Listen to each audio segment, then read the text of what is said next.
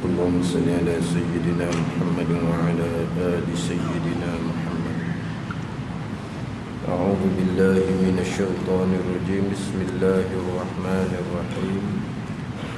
الحمد لله رب العالمين، والصلاة والسلام على سيد المرسلين وعلى آله وصحبه أجمعين. رب اشرح لي صدري ويسر لي أمري واحلل عقدة من لساني يفقه قولي. سبحانك لا علم لنا إلا ما علمتنا إنك أنت العليم الحكيم. ولا حول ولا قوة إلا بالله العلي العظيم. Muka surat 4, bahagian ke-6 daripada atas. Surat 4 bahagian ke-6 daripada atas.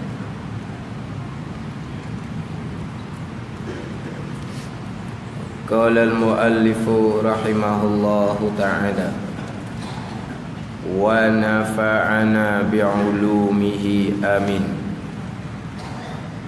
Dan adapun hantarannya, dan adapun hantarannya, hantaran ilmu tasawuf. Hantaran ni araknya disebut maudhu'. Panggil maudhu'. Kalau kita kok apa agenda bahasan atau maudhu' dia panggil hantaran. Bukan kita duduk bincang hal nak merisi orang ni. Hantaran banyak mana ni bukan ni. Ni musim hantaran ni dah. Hantaran tu bila? Hantaran masa nikah dah. Jamu kemudian. Bukan hantaran tu ni. Ni hantaran maknanya bahasan dia apa? Ilmu tasawuf ni. Agenda dia apa? Ilmu tasawuf. Dia panggil maudhu'. Maudhu' dia apa? Macam ginilah. Kita teranung kita ni cakap kapung, ada dak cakap seumpama tu dak tahulah. Jadi cakap panjang. Dia awak ni cakap panjang-panjang. Maudhu' dia apa sebenarnya? Panjang je dia cerita, dak faham-faham. Maudhu'nya apa benda sebenarnya maudhu' awak nak cakap ni? Faham tak? Dia cakap panjang ni kita tak dapat nak takap. Apa maksud dia, apa kehendak dia. Kadang-kadang kita terbit pertanyaan, awak cakap panjang-panjang, apa maudhu' awak cakap sebenarnya? Ataupun ginilah, kita masa singkat, kita pergi pada maudhu' dulu. Faham tak? Jadi masa kita ni singkat, kita dah lewat dah, kita pembicaraan kita pergi pada maudhu' dulu. Tak usah duk cerita panjang-panjang lah, pergi pada maudhu' dulu. Kan mana masa singkat kan. So orang ni bercakap, yang dimuliakan orang ni. Kita lewat dah. Akhirnya pengusi kata, tak usah duduk sebutlah pengusi majlis ke, yang dipetua ke, siapa ke, tak payah sebut-sebut. Mana masing-masing pergi pada maudhu' dulu. Ada tak cakap kok kampung kok kita lah, masyarakat kita ada cakap gitu? Yelah, kadang-kadang kita ada program mesyuarat ke apa ke, kadang-kadang kita seorang-seorang cakap. Tapi kadang-kadang seorang-seorang cakap tu berjela-jela dia punya muqaddimah dia. Muqaddimah dia berjela-jela. Allah kata jadi penceramah pula. Panjang je. Dah lah muka permulaan tu panjang. Lepas tu yang dimuliakan pengusi, lepas tu orang ni. Tu kadang-kadang ni pengusi majlis sekarang. Jadi saya minta orang mana-mana cakap ni pergi pada maudhu' dulu. Tu maudhu' dia panggil. Panggil apa? Agenda. Apa benda yang kita nak kemukakan? Pergi pada point, you know. Pergi pada point lalu dah. Faham tak? Gitu. Betul. Straight to point. Straight to point. Apa point yang kita nak sebut? Point kita tu apa sebenarnya? Tak payah panjang-panjang. Gitu. Dia panggil maudhu', pembicaraan. Ataupun saya ngaji tu agenda ataupun bahasan ataupun maudhu'. Agenda. Dah, point agenda ni ada. Sama ada. Agenda.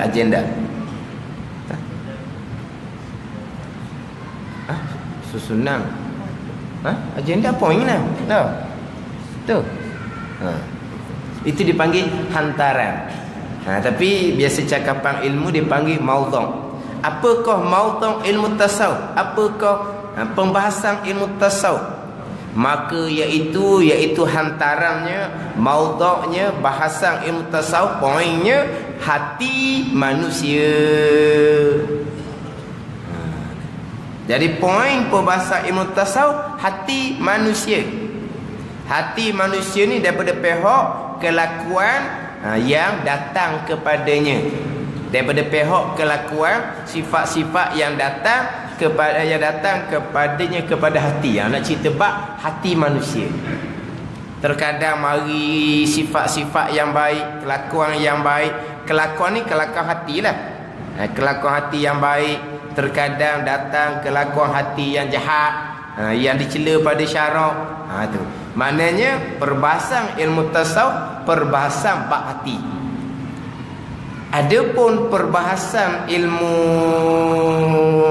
tauhid, contohnya perbahasan ilmu tauhid, maudhu' ilmu tauhidnya adalah pembicaraan berkaitan dengan zat Allah dan sifat-sifat Allah Subhanahu wa taala, sama ada sifat yang wajib, sama ada sifat yang mustahil, sama ada sifat yang harus. Dan juga maudhu' pembicaraan ilmu tauhidnya membicarakan berkaitan dengan Rasul. Cerita bab Rasul, sifat yang wajib bagi Rasul, sifat yang mustahil, sifat yang harus. Itu pembicaraan ilmu tauhid. Maudhu' tauhid zat Allah, sifat Allah, dan juga berkaitan dengan sifat-sifat Rasul. Dan juga pembicaraan berkaitan dengan sam'iyat, perkara-perkara yang diambil, didengar daripada Al-Quran. Contohnya cerita bab selepas dia mati, itu contoh sam'iyah. Itu perbahasan maudhu' ilmu tauhid. Cerita bab Allah, cerita bab Rasul, dan cerita perkara-perkara yang berkaitan dengan pegangan yang dibawa datang oleh Rasul. Itu pembicaraan maudhu' ilmu tauhid. Maudhu' pembicaraan ilmu fiqh pula. Maudhu' pembicaraan ilmu fiqhnya pergi kepada perbuatan orang-orang yang mukallaf. Apakah pekerjaan yang dituntut kepada orang mukallaf? Sama ada pekerjaan tu buat seperti sembahyang, sama ada pekerjaan tu tinggal seperti marah, ataupun pekerjaan tu diberi pilih seperti makan. Itu pembicaraan ilmu fiqh. Pembicaraan ilmu fiqh pergi kepada perbuatan mukallaf. Hak kita nak buat ni, perbuatan mukallaf ni, sama ada perbuatan tu berbentuk buat sembahyang, sama ada perbuatan tu berbentuk tinggal marah contohnya. Hak marah, hak sifat hati, itu bab ni bab dalam, hak luar ni pula ni. Kemudian perbuatan mukallaf yang diberi pilih, contohnya makan, itu diberi pilih. Itu maudhu' pembicaraan ilmu fiqh. Jadi kalau kita kata kasar pembicaraan ilmu tasawuf hati, pembicaraan ilmu tauhid cerita bab pegangan lah berkaitan dengan Allah dan Rasul. Pembicaraan ilmu fiqh amalan zahir kita. Amalan zahir kita. Bila amalan zahir kita ni ada bab ibadah. Amalan zahir kita ada bab muamalah. Ni kira bicara ni perbuatan zahir juga. Ada bab munakahah, itu pun perbuatan zahir juga.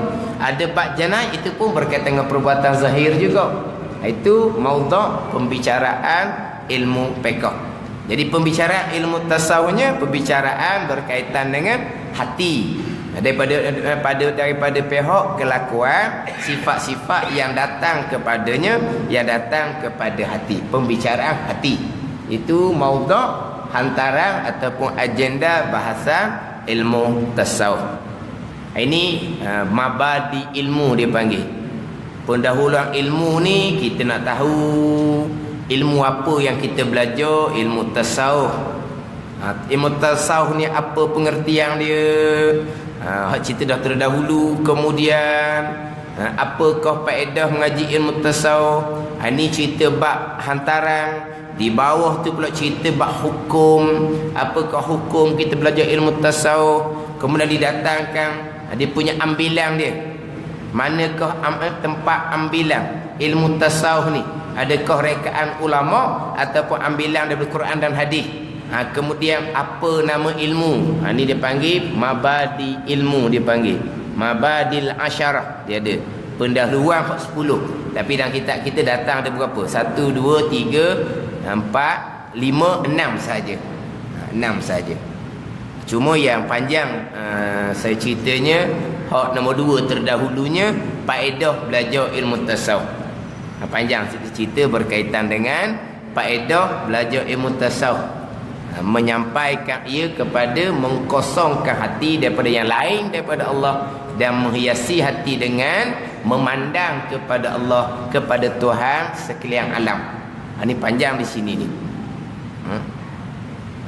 Berapa minggu? 3-4 minggu dah silap. Cerita berkaitan dengan apa maksud faedah ilmu tasawuf, menyampaikan ia kepada mengkosongkan hati daripada yang lain daripada Allah. Mengkosongkan hati daripada yang lain daripada Allah Subhanahu wa ta'ala. Mengkosongkan hati macam mana tu? Nak takhliyatul qalbi anil aghyar. Mengkosongkan hati daripada selain daripada Allah dan menghiasi hati dengan memandang kepada Tuhan. Menghiasi hati memandang kepada Tuhan, maknanya musyahadah kepada Allah Subhanahu wa ta'ala. Ini kemuncak. Faedah ilmu tasawuf yang kemuncak, yang mana faedah asas kita belajar ilmu tasawuf adalah membersihkan hati daripada sifat mazmumah dan menghiasi hati dengan sifat mahmudah. Ini membersihkan hati daripada sifat mazmumah, itu amal kewajipan fardu ain kepada kita, dan menghiasi hati dengan sifat mahmudah itu pun kewajipan fardu ain kepada kita. Adapun mengkosongkan hati daripada yang lain daripada Allah dan menghiasi hati memandang kepada Allah, ini kurniaan daripada Allah Subhanahu wa ta'ala. Mengkosongkan hati daripada yang lain daripada Allah, yang mana di hati hanya ada Allah Subhanahu wa ta'ala. Apabila di hati hanya ada Allah Subhanahu wa ta'ala, maka hatinya sentiasa memandang kepada Tuhan. Dipanggil musyahadah, dia panggil syuhud. Syuhud kepada Allah Subhanahu wa ta'ala. Biasa dengar tak istilah tu? Maqam musyahadah. Contohnya dalam hadis Jibril, apabila Jibril AS tanya Nabi berkaitan dengan ihsan, akhbirni anil ihsan, ya Muhammad, cerita akan daku apa di ihsan. Nabi pun jawab, anta budallah ka'annaka tarahu, ka'annaka tarahu, fa illam takun tarahu fa innahu yarak. Saya dengar hadis tu dah. Anta budallah, bahawa engkau beribadah kepada Allah, ka'annaka tarahu, seolah-olah engkau melihat Allah Subhanahu wa ta'ala. Seolah-olah melihat Allah. Melihat Allah macam mana? Melihat Allah dengan basirah, dengan mata hati. Sebab yang dapat melihat Allah dengan basar, dengan mata lendeh ni, atas dunia hanya berlaku kepada Nabi sallallahu alaihi wasallam pada malam Mi'raj sahaja. Nabi Adam alaihissalam tidak pernah melihat Allah. Nabi Musa alaihissalam hanya bercakap dengan Allah. Jibril alaihissalam sendiri pun tidak pernah melihat Allah Subhanahu wa ta'ala. Atas dunia ni sebelum kiamat lah. Tengok tu di langit, tapi ke atas dunia sebelum kiamat, yang melihat Allah dengan basar, dengan mata lendeh hanya Nabi sallallahu alaihi wasallam. Bahkan dalam akidah kita, sesiapa yang mendakwa melihat Allah dengan mata lendeh, saat ni nak selisih dengan Allah. Nampak Allah dengan mata lendeh, mata kasar, terang Allah, kapi lalu dah. Bukan haram-haram, bukan dosa dah, kapi lalu. Kapi lalu dah. Dia dakwa melihat Allah dengan basar, dengan mata lendeh, kapi lalu dah. Dan ni ka'annaka tarahu, seolah engkau melihat Allah, melihat dengan basirah, dengan mata hati. Sebab apa? di mata hati hanya ada Allah, kosong daripada yang lain daripada Allah Subhanahu wa taala. Bila kosong bila kosong hati daripada yang lain daripada Allah, di hati hanya ada Allah, maka hatinya sentiasa musyahadah, memandang kepada Allah, napah demi napah, sa'ah demi sa'ah. Ni ka'annaka tarahu ni maqam musyahadah dia panggil. Ni maqam syuhud. Seolah engkau melihat Allah. Saya pernah dengar orang di hurah hadis ni, seolah-olah melihat Allah ni bukan melihat macam tunggu nyo dia kata.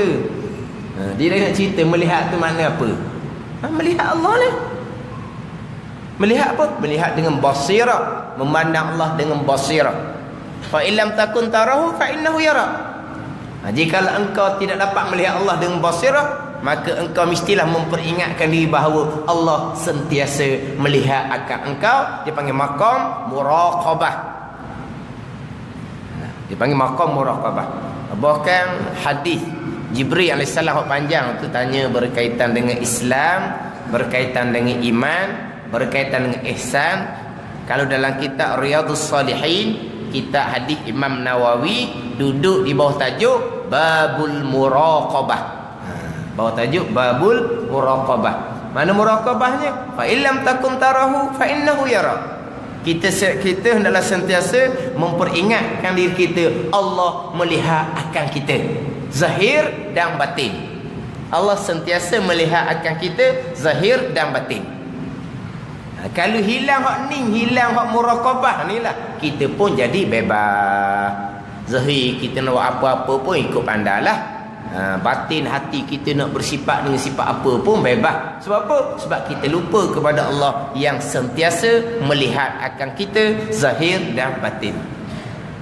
Tapi fa'in ka'annaka tarahu tu dia panggil maqam musyahadah. Sentiasa memandang Allah dengan basirah. Sebab apa? Sebab di basirah, di mata hati tidak ada yang lain, malaikat hanya ada Allah Subhanahu wa taala. Ini maqam aulia. Ini kemuncak daripada bukan setakat faedah ilmu tasawuf, inilah faedah ilmu agama sampai ke maqam musyahadah, maqam haqiqah. Sampai sinilah ini hati sentiasa bergantung kepada Allah, napah demi napah. Hati sentiasa tetap kepada Allah sepanjang masa, sebagaimana yang dinyatakan dalam kitab Hikam. Kata silaplah, al-arifu la yazulu tiraruhu wa la yakunu ma'a ghairillah qararuh. Dia kata orang arif, orang yang mengenal Allah, sentiasa berkehendak kepada Allah Subhanahu wa taala, napah demi napah. Dan tidak adalah serta selain Allah tetap hati. Selain Allah tidak tetap hati langsung, tak ada di hati. Yang mana hatinya sentiasa berkehendak, bergantung hanya kepada Allah Subhanahu wa taala. Al-arifu di situ orang yang arif, orang yang sampai makrifah khasah, makrifah aulia, makrifah ni. Hati sentiasa bergantung kepada Allah Subhanahu wa taala. Asbab tidak ada di hati, makhluk pun tidak ada di hati. Pergantungan napah dan napah hanya kepada Allah. Pergantungan hidup pun kepada Allah. Pergantungan nampak pun kepada Allah. Pergantungan dengar pun kepada Allah. Pergantungan gerak dan diam pun hanya kepada Allah. Pergantungan napah demi napah. Al-arif mana ni? Ni arif apa peringkat ni? Orang yang ma'rifatullah, peringkat aulia, ma'rifah khasah dia panggil. Sebab kenapa arif tahap ni sentiasa bergantung hati kepada Allah? Sebab makhluk tak boleh bekas. Kita hidup ni, setiap saat kita hidup ni Allah yang menghidupkan kita, bukan udara yang menghidupkan kita, bukan pernafasan yang menghidupkan kita. Yang kita nampak sepanjang masa ini bukan biji mata yang bekas, bukan secumi mata yang bekas, bukan cahaya lampu yang bekas. Kesemua yang berlaku adalah perbuatan Allah Subhanahu wa taala. Kita boleh bergerak, Allah yang lakukan. Kita boleh diam, Allah yang lakukan. Kita boleh duduk tidak terbalik, Allah yang lakukan. Kita boleh bangun, Allah yang lakukan. Kita boleh berjalan, Allah yang lakukan. Setiap saat yang berlaku adalah perbuatan Allah. Maka pergantungan orang sampai tahap ni hanya kepada Allah.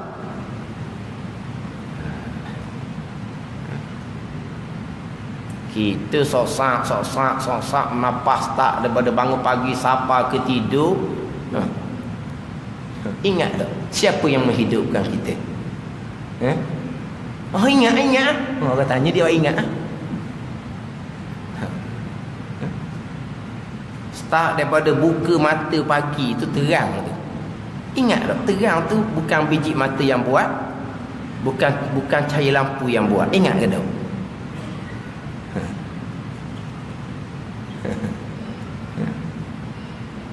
Lepas tu diri kita berbaring tu Allah yang buat. Bukan kata kita nak bangun congok tu Allah yang bangunkan. Diri kita berbaring diam tu pun perbuatan Allah. Ingat ke tak? Tapi berpegang ke tidak di akidah kita? Segala yang berlaku perbuatan Allah. Tu tetap dah tu. Itu makrifah permulaan agama. Tak ada makrifah permulaan agama ni. Ni kira tak ada dah. Nak kata balik awal budak ni dah ni, yang tak ada balik-balik dah ni. Tak ada. Tak jadi orang buat ni. Itu makrifah permulaan agama. Adapun di sini makrifah kemuncak agama. Ni makrifah mana? Orang yang betul-betul mengenal Allah, mana orang yang sentiasa bergantung pada Allah, nafas. Ni bukan buat-buat. Sebab di hati merekanya sudah tidak ada yang lain daripada Allah. Kosong hati daripada yang lain daripada Allah. Kosong hati daripada udara, daripada pernafasan, daripada mata, daripada cahaya. Kosong hati daripada segala-galanya. Di hati hanya memandang Allah. Sebab terang Allah yang buat, bukan mata yang buat, bukan lampu yang buat. Ni tak ada tarik-tarik lah ni. Renung tarik, lenggok tunduk, putus orang mana-mana, tak ada hospital nak jamin. Tak ada putus orang. Ini bukan kewajipan. Tapi hak kewajipan kita yang akidah pegangan. Lepas tu ingatan dia kena syuhud dia panggil. Kita dalam pembicaraan ilmu tauhid, permulaan agama, tidak ada istilah syuhud dan tidak ada istilah ghafalah. Jadi dua sini. Syuhud memandang hati hanya kepada Allah, ghafalah lalai hati daripada memandang kepada Allah. Syuhud, ghafalah tidak dibicarakan dalam kitab tauhid pegangan sifat 20. Tidak ada. Faham tak? Syuhud, ghafalah pembicaraan dalam kitab haqiqah, kitab hikam, kitab adurun nabi, kitab martabat 7 ada perbahasan syuhud dan perbahasan ghafalah. Maka antara perbahasan ilmu tauhid pegangan dengan kitab haqiqah itu orang panggil apa? Medan lain. Perbahasan ilmu lain, medan lain.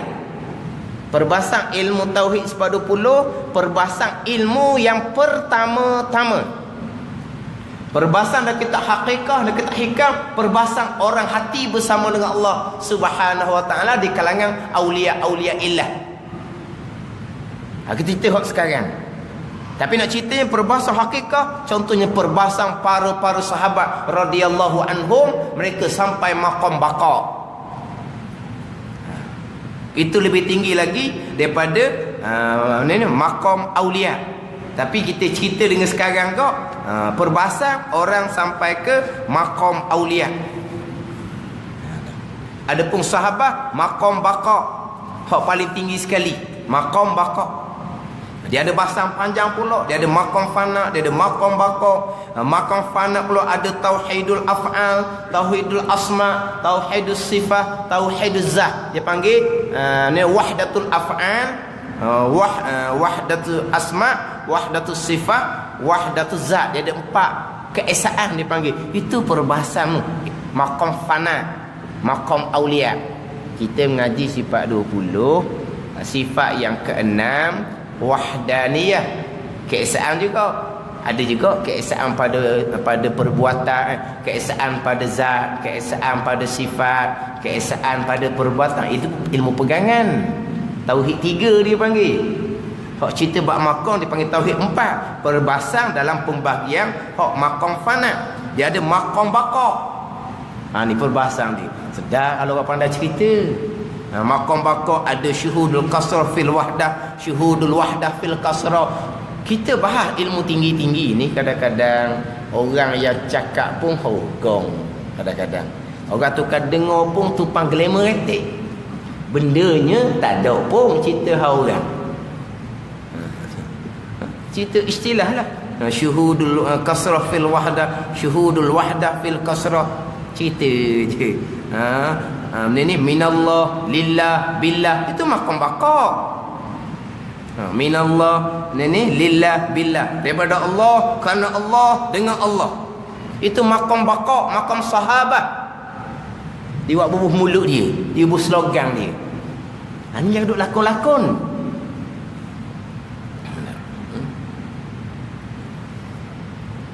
Dia pembicaraan bab ni memanglah setengah-setengah orang dia mungkin tak pernah dengar lah.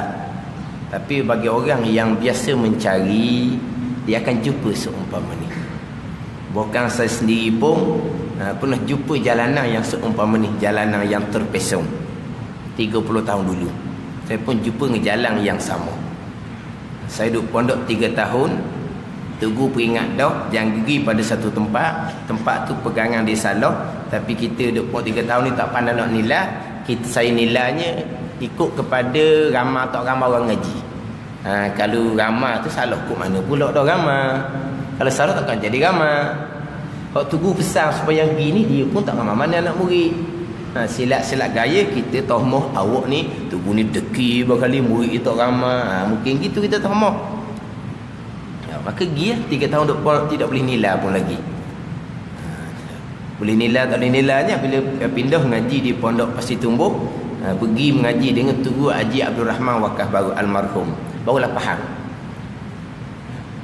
Sebab saya duduk Terengganu dulu, saya pergi tu, dia baca kitab Haqiqah. Dia baca kitab Haqiqah tapi perbahasannya pergi kepada tauhid pegangan. Pergi kepada tauhid pegangan. Apabila lupa kepada Allah, tidak makrifatullah. Orang makrifatullah sentiasa hatinya bersama dengan Allah Subhanahu wa taala, tidak bersama dengan selain daripada Allah. Wala yakunu ma'a ghairi qararu, dan tidak adalah tetap hati serta selain daripada Allah. Di hati hanya Allah. Tiba-tiba hati kita lalai, lupa kepada Allah, maka makna tidak makrifat. Dia tidak makrifat, tak sah iman. Mayabang tuan tak terima, kafir lagi. Yang saya jumpa 30 tahun dulu. Juga misalnya tengok lembu. Tengok lembu, ingat ada Allah yang menjadikan, Allah yang menggerakkan, Allah yang menghidup, Allah yang beri makan, Allah yang bela dia. Allah tu kan bela lembu. Allah yang bela. Tak ingat, kafir dia kata. Kita bunyi kafir ni takutlah benda-benda kafir ni. Ni hak Nabi kata, orang Islam di akhir zaman, Islam pagi, kafir petang, Islam petang, kafir pagi. Apa kafir? Lupa kepada Allah yang menjadikan makhluk. Kita tengok makhluk, kita hanya nampak makhluk, lupa kepada Allah. Ini yang Nabi kata, kafir Islam pagi, kafir petang, Islam petang, kafir pagi. Kalau lupa kepada Allah, seumpama tu kafir, tak jadi Islam pas bila-bila, kafir seumpama pagi petang ni. Ada pun renung Allah, Allah, Allah, Allah, Allah, Allah. Benar sekali. Ada orang, makcik tengok lembu, makcik nampak Allah.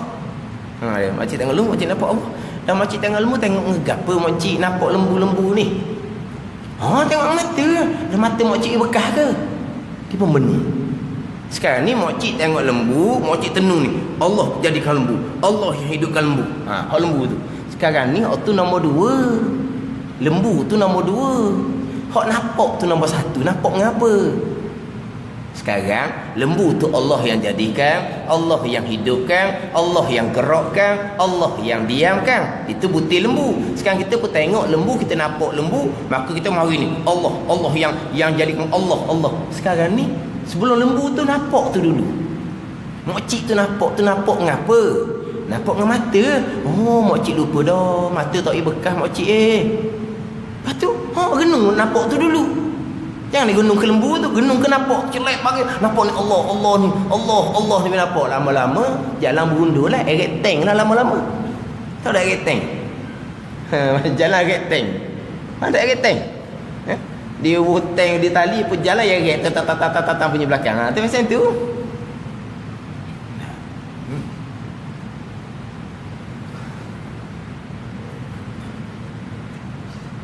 Punca yang pertama, jahil ilmu akidah, hak permulaan agama. Sebab dalam mana-mana kitab tauhid sifat 20, dia akan datangkan di awalnya apakah pengertian makrifah mengenal Allah permulaan agama. Pegangan yang putuh, yang sebenar itu makrifah. Bukan ingat. Tapi dia punya huraian di mana? Huraian yang tak belajar ni pula. Kalau pegang putu, mesti ingat. Tak ingat, tak pegang. Tak pegang, kapi. Itu sipi dia. Walaupun mungkin tak pernah dengar pun, jadikan sebagai panduan. Kita nak mengaji ni, kemah ilmu akidah dulu. Hak masalah baca kitab hakikah, ni jahil ilmu hakikah tu tak pelik. Maknanya baca kitab hakikah tu memang jahil, memang salah. Tapi yang hak nanyanya, ilmu yang pertama-tama, ilmu tauhid, makrifah permulaan agama pun jahil juga. Pun ranah lah. So, saya mengaji untuk tubuh saya di Kota Baru. Guru yang sama baca kitab sifat 20 dan guru yang sama baca kitab hikam, kitab Adul Nabi, guru yang sama. Tetapi pada masa baca kitab tauhid sifat 20, 100% hurah pegangan. Bab pegangan i'tiqadiyun, pegangan. Langsung tak setuh buat syuhud. Syuhudiyun langsung tak disetuh. Syuhudiyun ni cerita bab makam ni. Kosong hati daripada selain daripada Allah, hati sentiasa syuhud, nafas bernafas hanya kepada Allah Subhanahu wa taala. Tapi masa mengaku yang baca kitab sifat 20 ni, dia langsung tidak sentuh bab syuhud. Kemudian guru yang sama ni, terkadang ni kuliah maghrib pergi pada kuliah isyak, baca kitab hikam. Tugu yang sama kupah hak maqam musyahadah, langsung dia tak kait pun dengan bab i'tiqadiyah, tak kait. Sebab apa? Bab pegangan bab lain, bab syuhud bab lain. Kitab tauhid sifat 20 bab lain, kitab hikam, kitab Daun Nabi bab lain, medan lain, ilmu lain. Walaupun mengajar di mana yang sama, tapi kitab yang lain huraiannya sebab apa? Sebab guru ni alim ilmu fardhu ain dan alim ilmu hakikah. Tapi alim fardhu ain semua orang. Alim fardhu ain semua orang. Ini kewajipan pada kita orang mukallaf, akhir balik wajib kitanya kena alim ilmu fardhu ain, tauhid, fiqh, tasawuf. Tapi apabila yang mana ilmu hakikat pun bukan ahli, ilmu pegangan pun tak dulu fardhu ain. Bila mengajar kita sebab dulu berpegang kena ingat. Berpegang kena ingat. Bila baca kitab hakikah, syuhud, ingatan. Ni pegangan. Ini makrifah sungguh. Ni makrifah sungguh. Habis. Dan kitab tauhid tidak ada pembicaraan syuhud dengan ghafalah. Cuma kebelakangan ni ada buku. Dan buku ni sudah dicetak secara rasmi yang mencampur aduk antara pegangan i'tiqadiyah dengan syuhudiyah. Lepas tu pihak berkenaan yang akan ambil tahu. Mana boleh campur dua tu, punah akidah, rosak akidah, akhirnya mensyirikkan orang, mensyirikkan, mengkufurkan orang. Memang dalam kitab-kitab hakikah ada disebut syirik, bahkan ada disebut murtad. Qadaitu biriddati contohnya, aku menghukum dia aku dengan murtad, riddah. Tapi perbahasan dalam kitab hakikah, kalau sebut kata syirik, bukan syirik orang kita tahu, hey, dia ada syirik jali, itu syirik besar yang kita tauhid lah. Dia ada syirik khafi, dia ada syirik asrar, ada syirik berbentuk kesucian. Itu syariat tidak salah apa pun, jangan duk campur. Dan kita hakikah sebut murtad riddah, itu bukan murtad syariat, bukan murtad agama, itu murtad maqam. Sebab murtad ni dengan makna terbalik. Kita syariat agamanya murtad ni terbalik daripada Islam kepada jadi kafir. Wa na'udzubillah, itu murtad agama syariat. Adapun kalau sebut dalam kitab hakikah murtad, mana terbalik maqam. kedudukan dia hampir dengan Allah, lupa sesaat saja terjatuh. Dia panggil apa? Jatuh maqam, murtad maqam, bukan bab agama. Dia baca kitab hakikah, lupa kita sesaat, murtad. Ni murtad ni kata dia. Lupa ke Tuhan, murtad. Tak ingat Allah yang menjadikan, tak ingat Allah menggerakkan, murtad dia ubah. Anak mengaji astagfirullah. Apa makcik syirik dah. Kata apa makcik syirik? Lupa ke Tuhan saat ni Allah. Ni pun orang dah. Jangan perkara ni bukan kuliah Surabaya tertutup. Di masjid besar-besar. Bukan setakat di Terengganu sahaja, di tempat lain pun ada juga. Terengganu banyaklah. Bahkan dari Aikim pernah ada bawakan yang seumpama ni. Saya pernah, bukan mengajar, cuma pergi ke Perak sekali, jalan-jalan. Orang pun minta buat tazkirah. Saya tengok dah di luar tu, dia keluar dia punya apa? Jadual pengajian dia tu. Jadi kita hikam 2-3 malam, tapi ustaz lain-lain keluar tu. Tapi tengok tauhid tak ada, fiqh tak ada, tasawuf fadha'in tak ada. Tapi kita hikam 2 malam ke 3 malam. Tapi ustaz lain-lain. Jadi saya cerita berkaitan dengan pegangan, cerita bab pegangan apa semua lepas isyak. Ustaz cerita tadi macam ustaz ni pegang. Dia baca kitab apa? Kita hikam. Super macam mana saya cerita bab i'tiqadiyun. Dan kita hikam cerita bab syuhudiyun, cerita bab wuduk makam ni. Macam tu dia sama.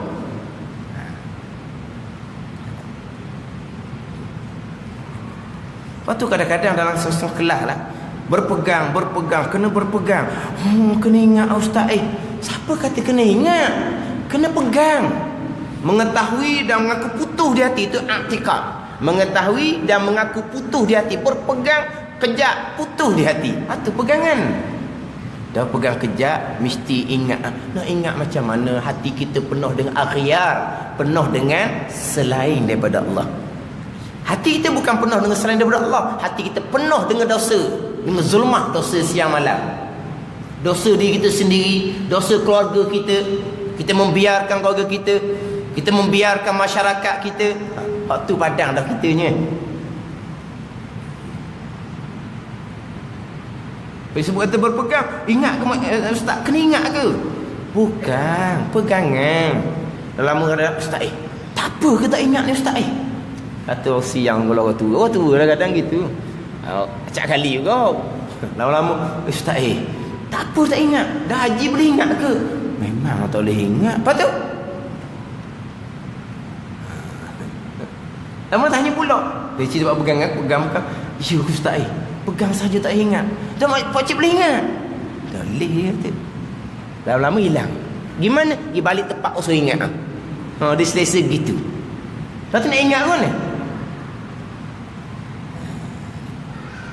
Kosok agama. Akhirnya nak menghilangkan keakuan.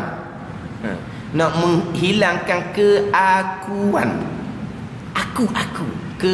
Panggil apa? Keakuan. Ke apa itu ni? Nak menghilangkan aku ni, tak ada aku ni, saya lah.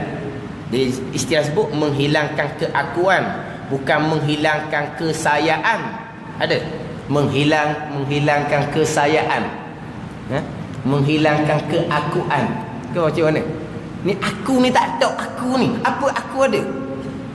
Tak ada. Semua ni perbuatan Allah Subhanahu wa ta'ala. Tak ada aku. Selagi ada aku, menyekutukan Allah Subhanahu wa ta'ala. Sebab apa? Sebab Allah ada, aku ada. Allah buat, aku buat. Syirik kepada Allah Subhanahu wa ta'ala. Kena buang keakuan. Ni jeng. Ni rosak.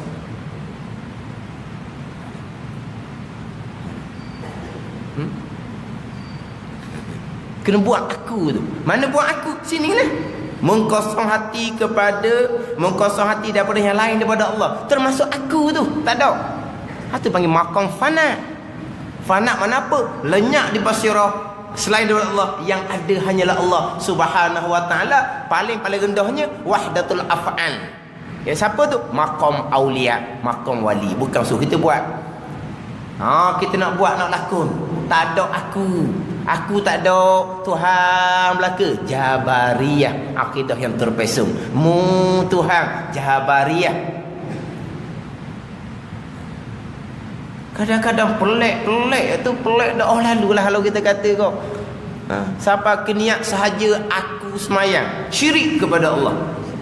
Sebab apa? Sahaja aku semayang. Macam mana aku tak ada? Yang buat semayang ni Allah. Yang mendirikan kita masa semayang Allah. Yang jadi mulut kita boleh gerak baca Allah yang buat. Keluar bacaan Allah yang mengeluarkan bacaan kita tu.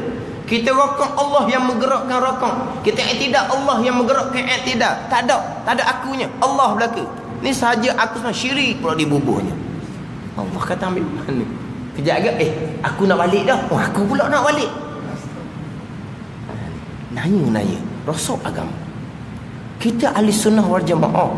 Bukan kata aku ni ada, saya ada pilihan, saya ada perbuatan. Itu ahli sunnah wal jamaah. Wajib kita letakkan bahawa saya ada pilihan, saya ada perbuatan. Ini akidah ahli sunnah wal jamaah. Tak ada saya, tak ada pilihan saya, tak ada perbuatan. Itu akidah Jabariyah. Memang tak ada siapa makam ni. Orang dah cakap pula kalau siapa makam sungguh. Orang ni buat-buat. Sahaja aku semayang, niat semayang jadi syirik. Macam mana kita baca ni? Doa iftitah. Doa iftitah tu hadis Muslim tu. Wajjahtu wajhiya lillazi, aku hadap diri aku. Syirik dah sedarang dah lah. Wajjahtu wajhiya lillazi, itu hadis Nabi. Doa iftitah yang dibaca oleh Nabi sallallahu alaihi wasallam. Inna salati wa nusuki wa mahyaya wa mamati lillahi rabbil alamin. Itu sesungguhnya semayang aku ni semayang ni, dan ibadah aku, hidup aku, mati aku, semua aku belaka tu. Syirik macam mana? Iyyaka na'budu wa iyyaka nasta'in, akan dikaya Allah. Ni sembah kami yang sembah, kami yang buat ibadat, kami yang minta pertolongan. Apa syirik ni?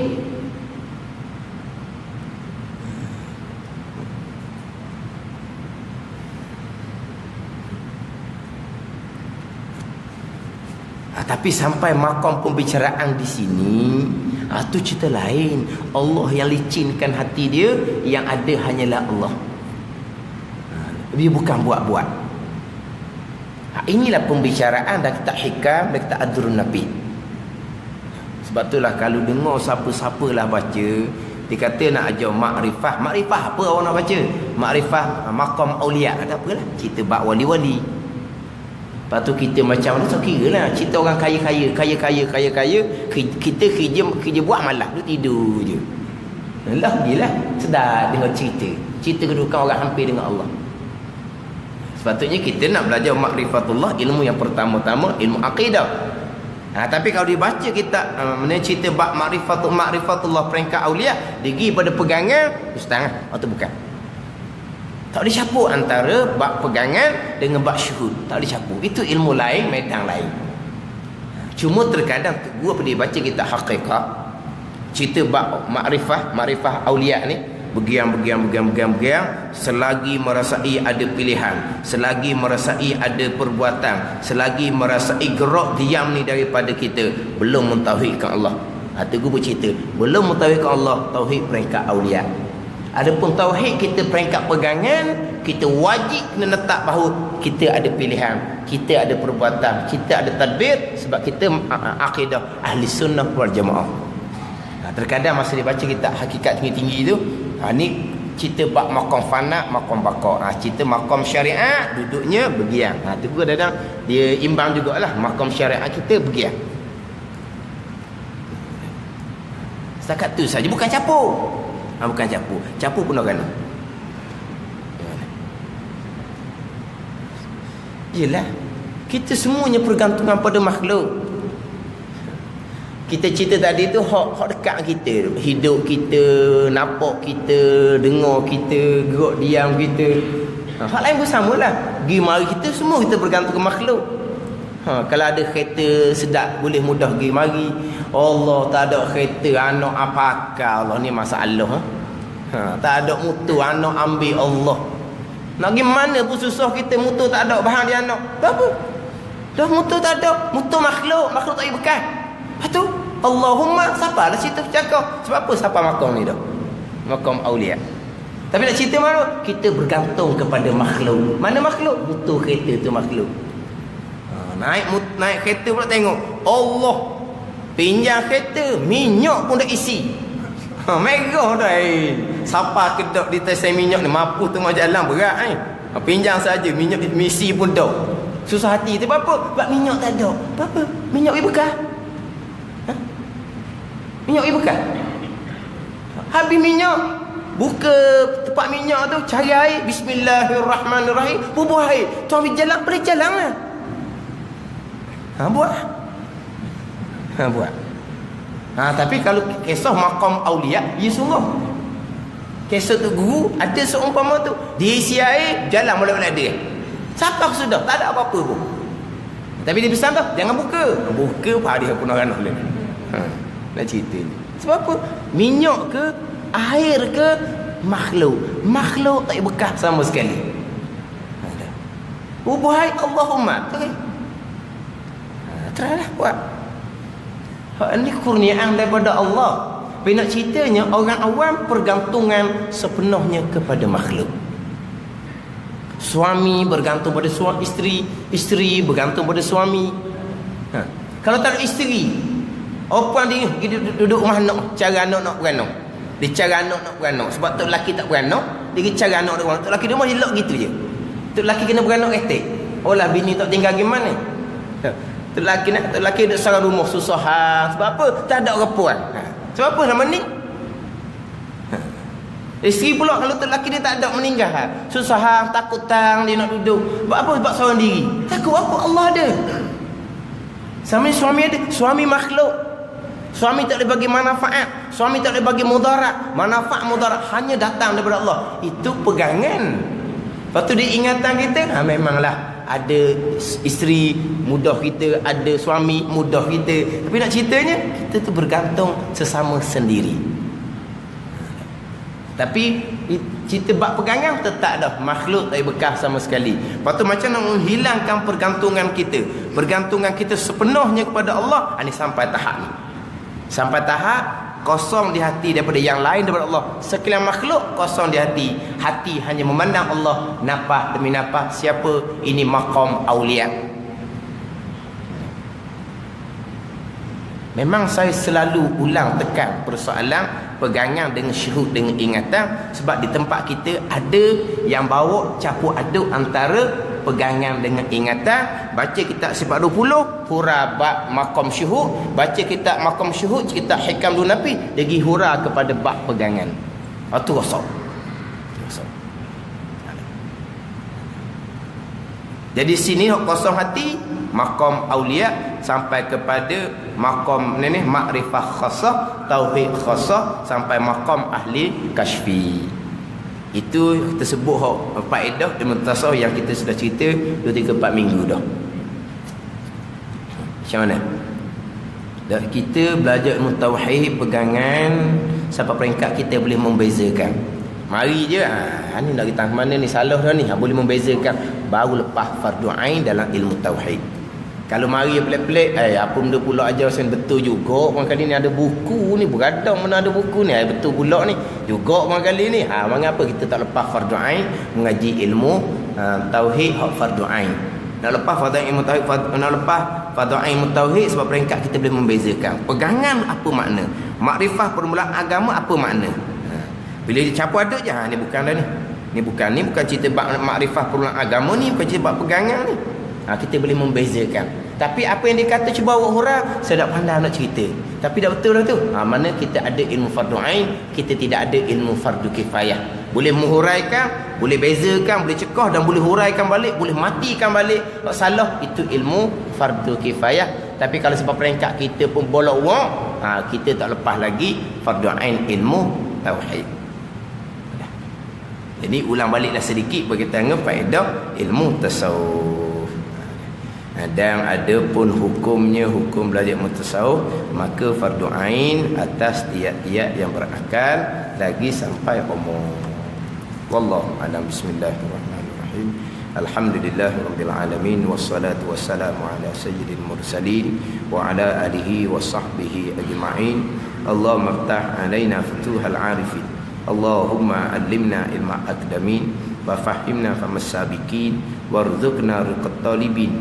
Allahumma zidna ilman wa alhiqna bis salihin. Wa sallallahu ala sayyidina Muhammadin wa ala alihi wa sahbihi wa sallam. Walhamdulillah.